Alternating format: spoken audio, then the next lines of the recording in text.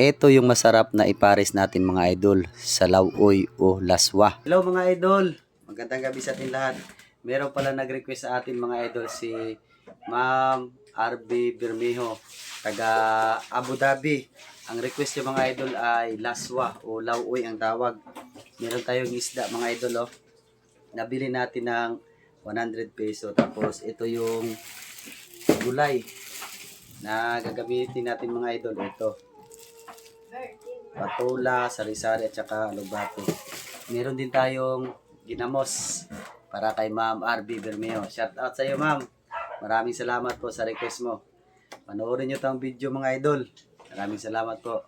At pagdating ko sa bahay mga idol, pinasa ko na lang yung uniform ko sa anak ko kasi siya daw magdala sa labahan. At syempre bilang padre di pamilya, may request sa atin mga idol. Diyan pala tayo bibili ng isda mga idol na ating piprituhin at gagawin nating lauoy o laswa. Nakabili pala ako ng isda mga idol sa halagang 100 peso. Sapat na yun sa aming pamilya mga idol. Ewan ko lang bakit mura ngayon. Minsan mahal naman din ang pagbenta nila. Shout out pala ako kay Uto, yung may-ari ng gulayan. Ang bait na niya, mura pa yung binibintang gulay at may dagdag pa ng 2 pirasong kalamansi mga idol. Dumaan pala kami dito sa tindahan mga idol. Bumili kami ng 3 pirasong itlog para sa umagahan mga idol, para pagpasok nila sa paaralan may laman yung tiyan nila at malakas yung katawan nila mga idol. Muntik pa kami mga idol hindi makabili ng uling kasi naiwanan ng anak ko yung sukli doon sa tindahan sa pagbili ng itlog. At buti na lang idol, binalik pala ng may-ari. At pagdating namin sa bahay ay nakita ko na si Mrs. mga idol. Naglinis pala siya ng abuhan namin dyan. At shout out pala ako sa lahat ng mga misis dyan na housewife sila o parati silang naiwan sa bahay na hindi natin alam yung ginagawa nila mga idol. Dami rin kasi sila trabaho mga idol sa loob ng bahay. Bantay bata, ugas plato at saka naglalaba, naglilinis, hatid, sundo sa paaralan mga idol ng mga anak natin. Kaya tayo naman mga mister pagdating natin sa trabaho, kung anong nakita natin sa loob na bahay na mali mga idol o may kulang, wag na lang natin pagalitan yung asawa natin. Lambingin na lang natin mga idol, yun masaya yan sila kasi yan lang yung kasiyahan nila mga idol na pagdating ng mga mister pag uwi galing sa trabaho na kinakamusta tayo ng misis natin at syempre magaan sa pakiramdam at masaya rin tayo. At babalik na po tayo mga idol sa kwento natin sa pagluluto ng laswa at lauoy kasi mga idol parang seryoso na talaga tayo.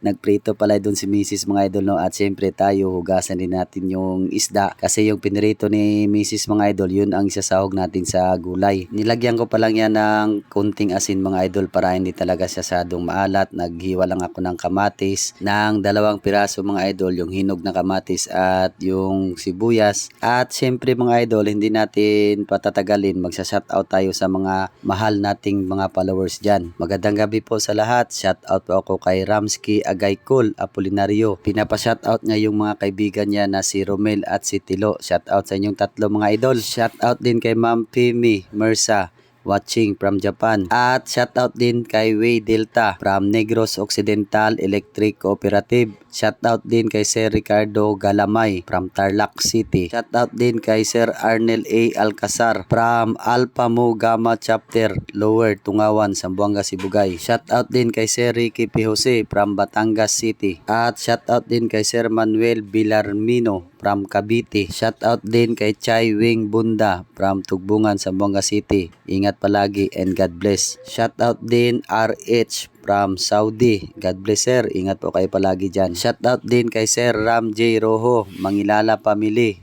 from Usami City. Shoutout din kay Sir Nolan Aligre from Iloilo City, Western Visayas, Region 6. Comment lang po kung sino pong magpa-shoutout mga idol. At sa hindi po natin na shoutout ngayon, abangan nyo lang po sa next vlog mga idol, sa shoutout pa rin tayo. At natapos na tayo sa pagluto mga idol. No? Ito na yung ginamos na nilagyan ko ng konting suka, tapos sili at saka kalamansi mga idol. Kasi nagsandok na si Mrs. Tara, sabayan nyo kami mga idol kumain sa aming hapunan. Maraming salamat po sa lahat ng baguhang followers natin dyan sa suporta at tiwala ninyo sa akin mga idol. At welcome po kayo dito sa page natin mga idol. Isa lang masasabi ko mga idol, sobrang sarap talaga ang ginamos at gulay. Tara, kain po tayo.